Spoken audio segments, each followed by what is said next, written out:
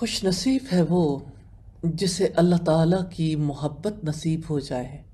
اللہ تعالیٰ کی محبت کرنے والے اعمال بھی ہیں، اور اللہ تعالیٰ کی محبت کے حصول کے لیے دعا بھی اکسیر کا کام کرتی ہے۔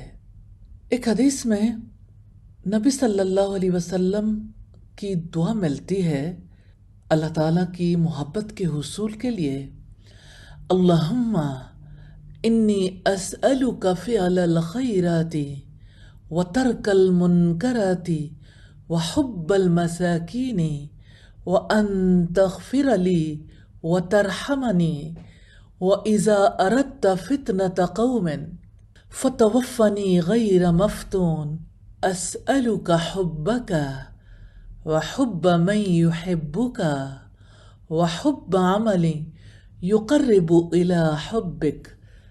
یا اللہ، میں تجھ سے بھلائی کرنے اور برائی سے بچنے اور مسکینوں سے محبت کی توفیق کا سوال کرتا ہوں، اور یہ کہ تو مجھے معاف کر دے اور میرے اوپر رحم فرما۔ اور یا اللہ، جب تو کسی قوم کو فتنے میں مبتلا کرنے کا ارادہ کرے تو مجھے فتنے میں ڈالے بغیر موت دے دے۔ میں تجھ سے سوال کرتا ہوں تیری محبت کا، اس شخص کی محبت کا جو تجھ سے محبت کرتا ہو، اور اس کام سے محبت کا جو مجھے تیری محبت کے قریب کر دے۔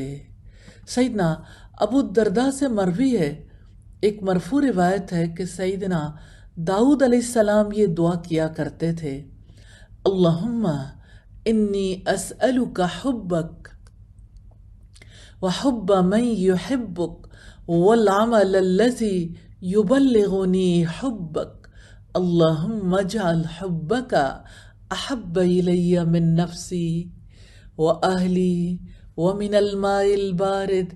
یا اللہ، میں تیری محبت کا سوال کرتا ہوں، اور اس کی محبت کا جو تجھ سے محبت کرتا ہے، اور اس عمل کا سوال کرتا ہوں جو مجھے تیری محبت تک پہنچا دے۔